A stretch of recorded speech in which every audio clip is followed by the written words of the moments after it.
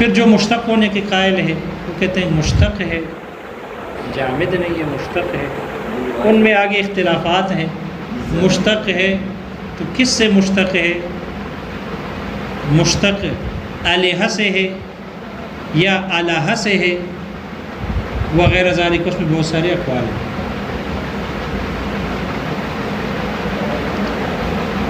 وہ الحمدللہ سمجھ میں آ گیا؟ الحمدللہ لذات الواجب الوجود، محشی نے غالباً نقل کیا ہے، شارح نے، المستجمع لجمیع صفات الکمال۔ تھوڑی سی کتاب دیکھا کرو، یہ شارح نے لکھا ہے۔ الحمدللہ، یہ جو الحمدللہ کا جملہ ہے، الحمدللہ، الف لام کون سا ہو سکتا ہے؟ جنسی بھی ہو سکتا ہے، اور استغراقی بھی ہو سکتا ہے، اور عہد خارجی بھی ہو سکتا ہے، ٹھیک ہے، اور عہد ذہنی بھی ہو سکتا ہے، عہد ذہنی بھی ہو سکتا ہے۔ یہی وجہ ہے کہ الحمدللہ کے جملے کے بارے میں کہا گیا کہ ان میں قضیہ حملیہ کی جو 4 قسمیں ہیں، قضیہ حملیہ کی 4 قسمیں، قضیہ تبعیہ، قضیہ محصورہ، قضیہ شخصیہ یا مخصوصہ، اور قضیہ محملہ، یہ چاروں الحمدللہ میں جاری ہو سکتی ہے۔ اگر ہم الف لام جنس کا لے لیں، الف لام اگر جنس کا ہو تو یہ قضیہ تبعیہ ہے، قضیہ تبعیہ ہے، اور اگر یہ الف لام استغراق کے لیے ہو تو یہ قضیہ محصورہ ہے، قضیہ، کیونکہ قضیہ محصورہ میں یہ ہوتا ہے نا کل انسان ناطق، استغراق ہے نا، انسان کا ہر فرد ناطق، تو ان الانسان لفی خسر، الحمدللہ حمد کے تمام افراد، حمد کے تمام افراد اللہ کے لیے، تو استغراق ہے، کل کے لیے آتا ہے۔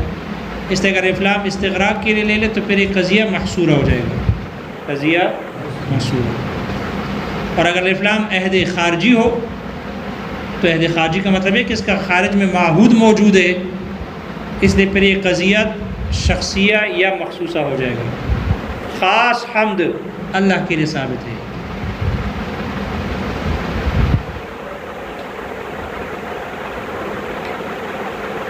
اور اگر الف لام عہد ذہنی کے لیے لے لیں تو وہ تو نکرہ کے حکم میں ہوتا ہے، اس لیے پھر یہ قضیہ محملہ ہوگا۔ سارے حمد اللہ کے لیے ہے یا بعض حمد ہے، اس سے اہمال ہے، اس کو چھوڑ دیا گیا ہے، تو قضیہ محملہ بھی بن سکتا ہے، قضیہ محملہ بھی بن سکتا ہے۔ کچھ سمجھ میں آ رہا ہے؟ وہ طلحہ کو سمجھ میں آ رہا ہے اگر ثانیہ پڑھا ہے؟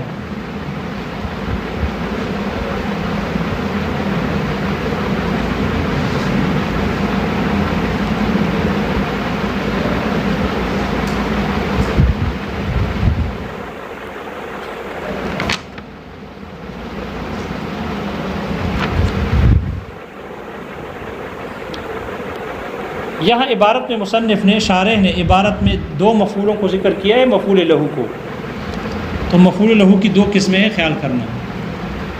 مفعول لہو وہ ہوتا ہے جس کی وجہ سے فعل کیا ہو، فعل واقع ہو، مفعول لہو۔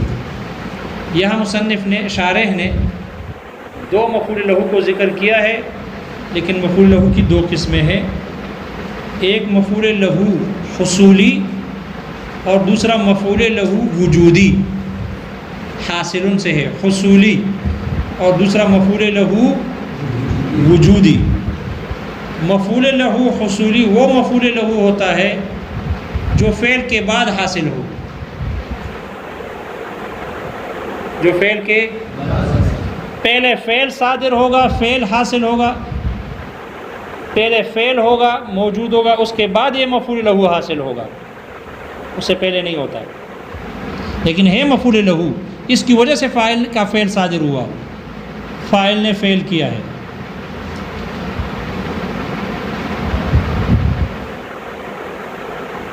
جیسے کہ خارجی مثال کتاب ہے تو میں آپ کو شرح میں بتا دوں گا خارجی مثال ہے. ضربتہ تعدیباً مشہور مثال ہے. یہ تعدیباً یا للتعدیب یہ جو ہے یہ مفعول لہو ہے، اس کی وجہ سے ضرب ہوا ہے. لیکن یہ ادب پہلے آتا ہے ضرب کے یا ادب مارنے کے بعد آتا ہے؟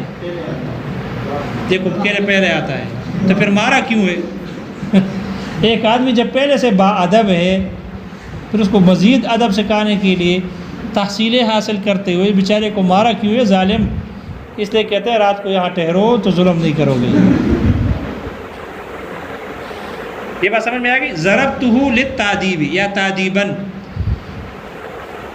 یہ مفعول لہو ہے، اس لیے کہ مفعول لہو کی وجہ سے فعل صادر ہوتا ہے. ادب چونکہ بے ادب آدمی ہے، اب ادب سکھانا ضروری ہے تو ادب کے لیے مارنا ضروری، اس ادب کی وجہ سے اس کو مار پڑی. لیکن یہ جو ادب حاصل ہوتی ہے یہ مارنے سے پہلے یا مارنے کے بعد؟ مارنے کے بعد ہوتی ہے. لہٰذا یہ مفعول لہو حصولی ہے. مفعول لہو حصولی ہے کہ جو فعل کے بعد حاصل ہوتی ہے. اور ایک ہوتا ہے مفعول لہو وجودی.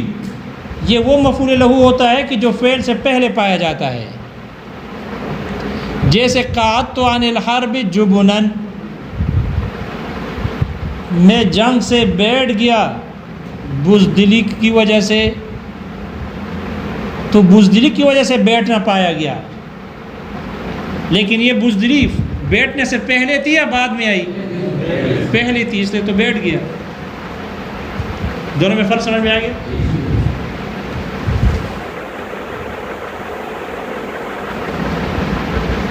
دیکھو شرح کو دیکھو، کتاب میں تو متن صرف الحمدللہ ہی ہو گیا، شرح دیکھو جتنا بیان ہو گیا شرح میں موجود ہے. شرح میں دیکھو کتاب میں. ایک اور بات ہے وہ بھی انشاءاللہ بیان کر دیں گے اس میں. دیکھو ماتن نے بسم اللہ ذکر کی ہے، شارح نے بھی بسم اللہ ذکر کی ہے. شرح نظر آ رہی ہے آپ کو؟ قولہ اور قولہ نظر آ گئی. قولہ الحمدللہ، ماتن کا جو قول ہے نا الحمدللہ،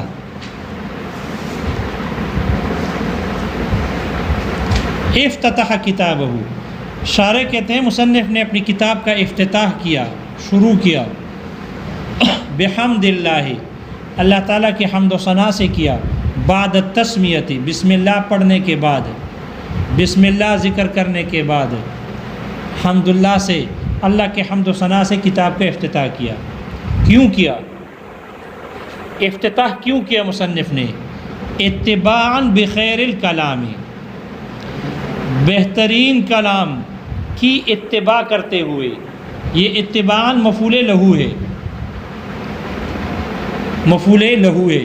اتباع کرنے کی وجہ سے مصنف نے کتاب کا افتتاح کیا تو یہ مفعول لہو ہے، اس کی وجہ سے افتتاح ہو گیا. الحمدللہ سے ہوا بعد التسمیہ. لیکن یہ جو اتباع کیا ہے یہ اتباع یہ مفعول لہو حصولی ہے یا وجودی ہے؟ حصولی ہے. یہ حصولی ہے، اس لیے کہ جب مصنف نے بسم اللہ پہلے ذکر کیا پھر الحمدللہ اس کے بعد ذکر کیا تو اتباع ہو گئی. جب اگر نہ کرتے تو اتباع ہوتی نہ ہوتی. تو وجودی ہے یا حصولی ہے؟ حصولی ہے. سمجھ میں آ گیا کہ اتباعاً ہے مفعول لہو اس لیے اور حصولی ہے.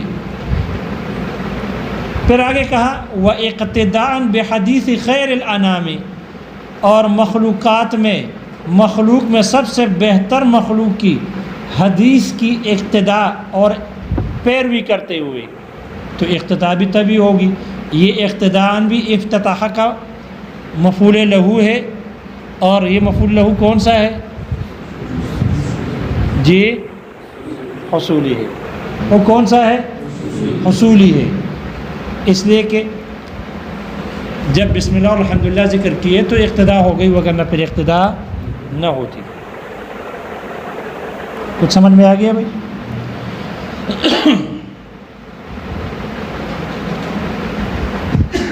یہاں دیکھو شارح نے کہا قولہ، اس کا قول ہے. الحمدللہ اس کا قول ہے. کس کا قول ہے؟ قولہ میں ہو ضمیر آ گئی، قولہ میں ہو ضمیر آ گئی، اور ضمیر کس کی طرف لوٹ رہی ہے؟ مصنف کی طرف ہے. تو مصنف کا نام کدھر ہے؟ مصنف کا ذکر کدھر ہے؟ ذکر ہے؟ ذکر ہے نہیں.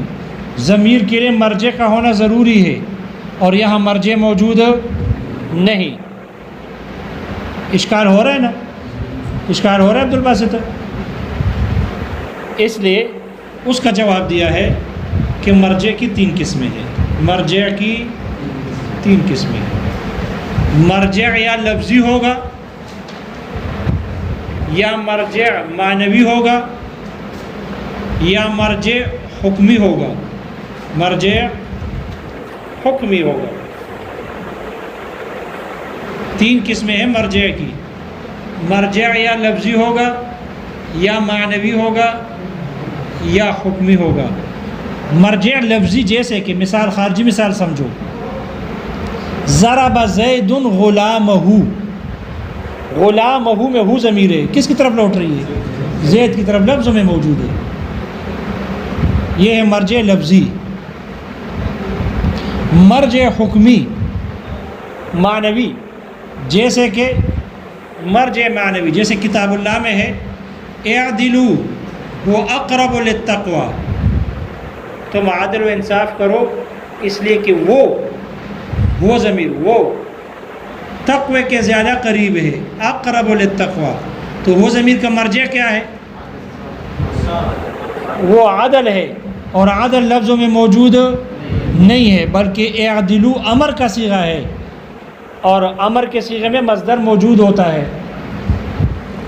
مارکر ان کا ہے، آپ کا یہ مارکر ان کا ہے بھائی، خواہ مجھے بنا. لہذا یہ اس کا مرجع جو ہے وہ عدل، وہ اعدلو کے اندر مصدر موجود ہے، اس لیے کہ ہر اسم فاعل میں، ہر امر میں، نہی میں، ماضی میں، مضارع میں مصدر موجود ہوتا ہے. اس کو کہتے ہیں مرجع معنوی ہے. تیسری قسم ہے مرجع حکمی، جیسے کہ ضمیر شان ہے اور ضمیر قصہ ہے. انہ زید قائم، انہا زینب قائمۃ، ضمیر شان اور ضمیر قصہ. مذکر ہے ضمیر شان ہے، اور اگر مؤنث ہے تو ضمیر قصہ ہے. یہاں قولہ میں ہو ضمیر کا مرجع مصنف مت ماتن ہے، اسے تذکرہ ہی نہیں ہے، تو یہ کون سی ہے؟ تو یہ ضمیر اس کا مرجع حکمی بھی ہو سکتا ہے اور معنوی بھی ہو سکتا ہے. معنوی بھی ہو سکتا ہے اس لیے کہ قول مصدر ہے، قولہ یہ مصدر ہے، اور مصدر صفت ہوتا ہے، کوئی کرنے والا ہوگا، کوئی قائل ہوگا، تو یہ قول جو ہے یہ قائل پر دلالت کرتا ہے. وہ قول کس پر دلالت کرتا ہے؟ قائل. اور اس الحمدللہ کا قائل کون ہے؟ ماتن مصنف. اس لیے یہ قول مصدر جو ہے یہ قائل پر دلالت کرتا ہے، اس لیے ہو ضمیر کا مرجع قائل کی طرف جو کہ مصنف ہے.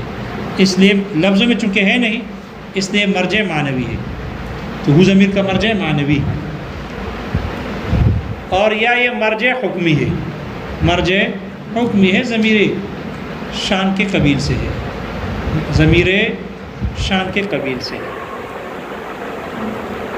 وہ آگے سمجھ میں دیکھو، ترجمہ کتاب میں دیکھو. الحمدللہ افتتح کتابہ بحمد اللہ بعد التسمیۃ.